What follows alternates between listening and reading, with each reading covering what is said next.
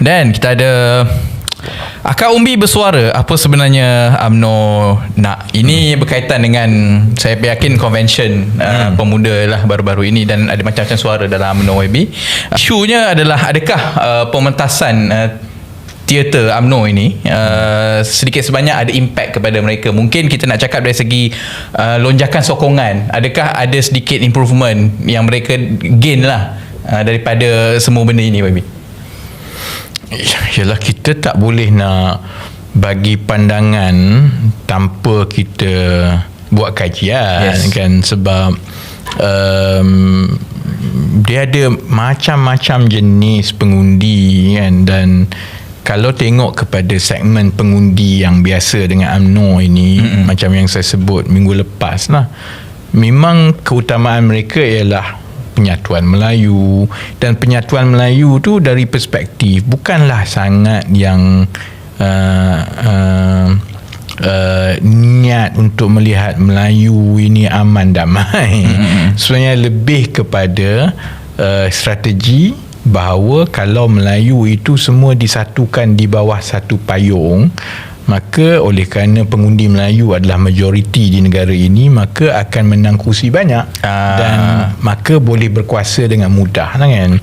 Jadi pengundi-pengundi tegak UMNO selalunya mengambil pandangan itu. Dia ada romanticism zaman-zaman tidak ada pembangkang dahulu, yang mana masuk saja UMNO memang insya-Allah kalau kena cara maka akan jadi menteri lah, kan. Realitinya mungkin agak berbeza lah, kerana segmen pengundi Melayu itu telah menjadi lebih rencam. Dia ada banyak kategori, kan. Daripada tahun 2008 contohnya, pengundi Melayu bandar yang berpendidikan, kita lah semua ni, kan, memang telah menolak UMNO. Maksudnya telah ada satu generasi pengundi Melayu bandar yang menolak UMNO, yang mahu melihat pentadbiran, ketelusan, peraturan, amanah, yang itu lebih penting daripada soal Melayu ini mendominasi kerajaan ataupun tidak, kan. So yang itu dah ada satu segmen yang saya rasa tidak akan begitu tertarik lah kepada naratif yang dimainkan ini, kan. Kemudian kita pula ada satu lagi kumpulan yang besar di kalangan pengundi Melayu yang mahukan Islam. Yang ini dia takkan berganjak daripada PAS, daripada tahun 50-an pun lagi. Malah PAS itu, tertubuhnya PAS ialah kerana ada pertembungan mengenai hala tuju UMNO lah asalnya. Setakat mana Islamnya UMNO, maka tahun 1951 satu kumpulan daripada UMNO keluar buat PAS. Dan sekarang dah 70 tahun dah yang itu ada. Jadi itu satu lagi kumpulan, kan.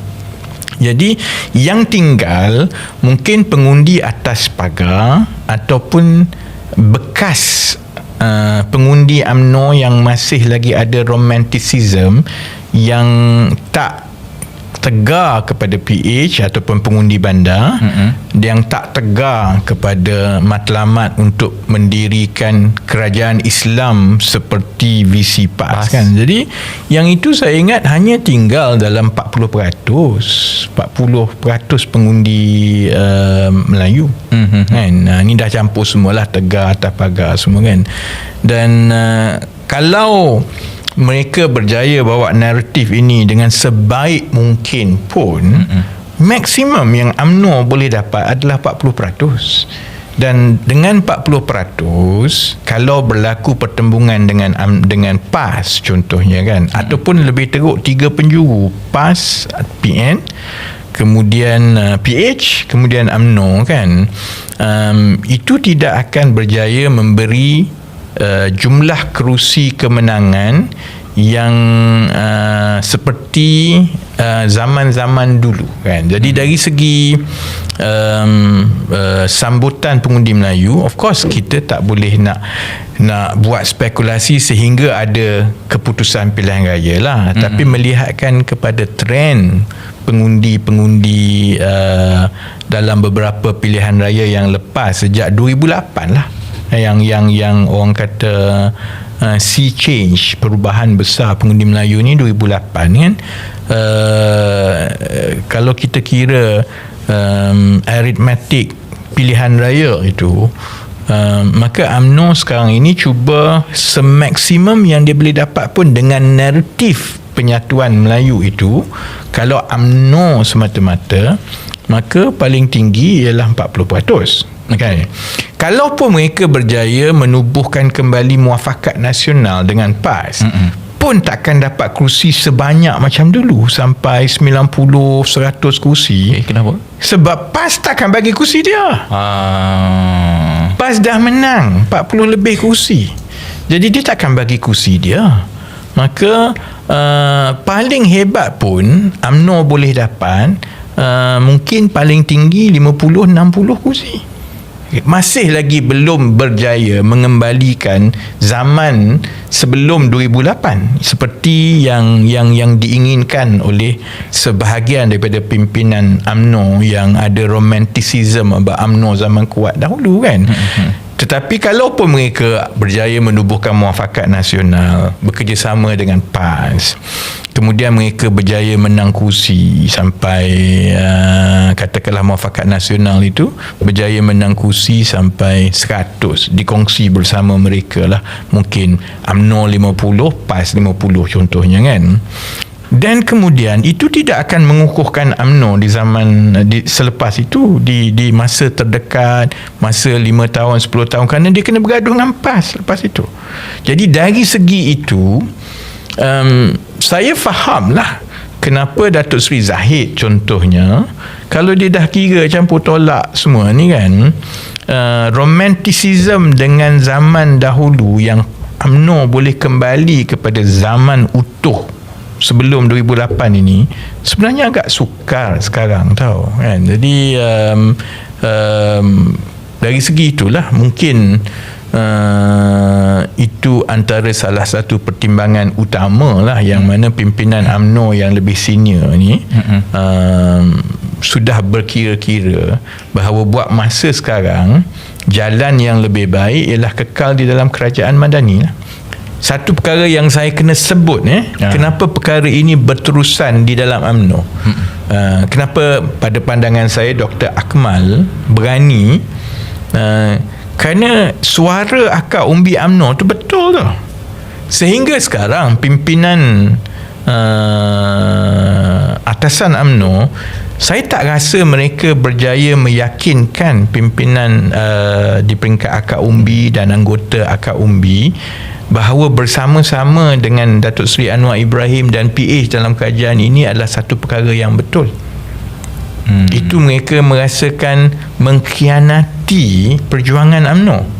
Sebab itu bila Dr. Akmal sebut yang mereka sanggup jadi pembangkang, pada bacaan saya memang itu pun pandangan dan perasaan pimpinan akar umbi UMNO, yang ketua bahagian, yang aktivis kat bawah ni.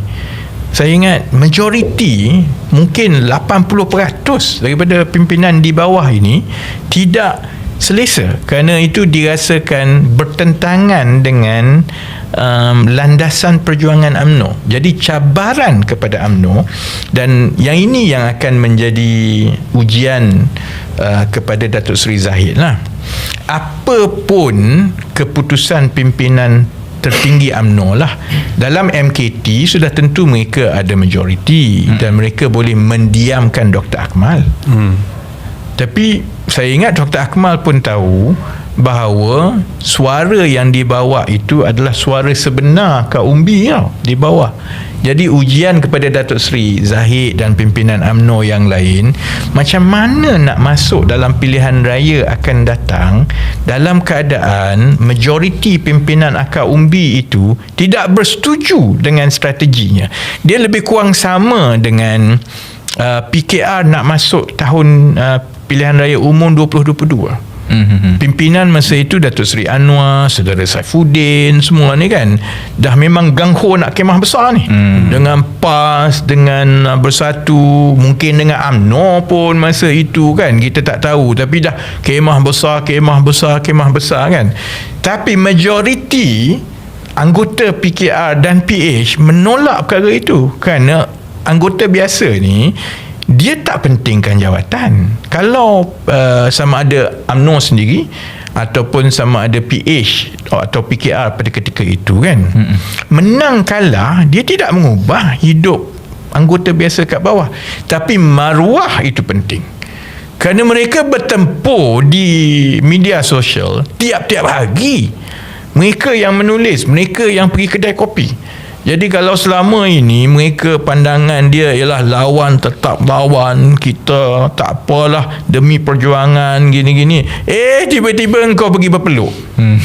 So cuma bezanya untuk PKR dalam tahun 2022 itu, oleh kerana pemilihan parti dibuat terlebih dahulu, maka perkara itu diselesaikan di pemilihan parti.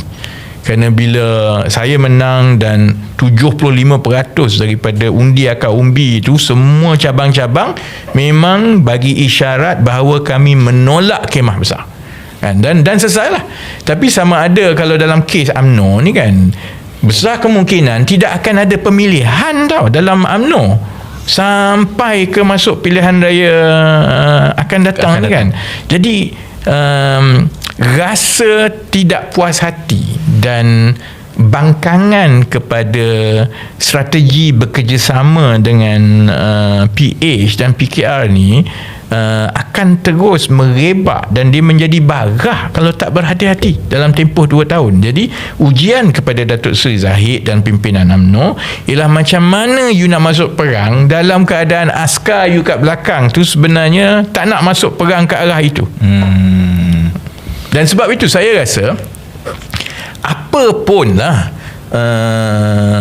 tindakan yang diambil oleh pimpinan UMNO dalam tempoh terdekat ini berkaitan dengan Dr. Akmal kan, dia tidak akan menyelesaikan masalah itu. Kerana masalah itu adalah masalah pokok. Sama contohnya kalau PKR dulu kemah besar dengan Bersatu, dengan PAS, dengan UMNO kan, dalaman itu akan terus bergolak sehinggalah masalah itu diselesaikan. Senang kita jadi komentar dan penganalisa politik saja kan. Yang pening kepala Datuk Seri Zahid Hamidi lah. Okey.